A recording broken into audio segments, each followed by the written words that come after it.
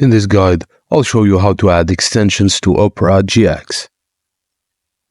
Opera GX allows you to enhance your browsing experience by adding extensions.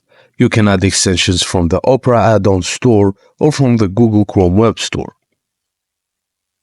First, open your Opera GX browser to begin the process.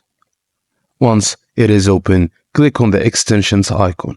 This icon can typically be found in the sidebar or by clicking on the menu icon in the top left corner and select Extensions.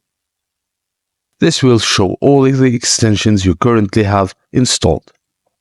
To download more extensions, click on Get More Extensions, and this will take you to the Opera add-ons page where you can browse various extensions available specifically for Opera.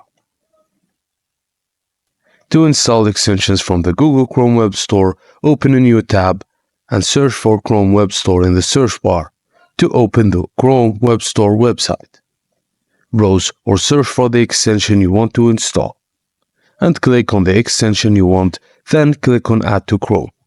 A pop-up will appear asking for confirmation. Click on Add Extensions. The extension will now be added to Opera GX and will appear alongside your other extensions. And that's it, guys. Thank you for watching, and please don't forget to like and subscribe for more.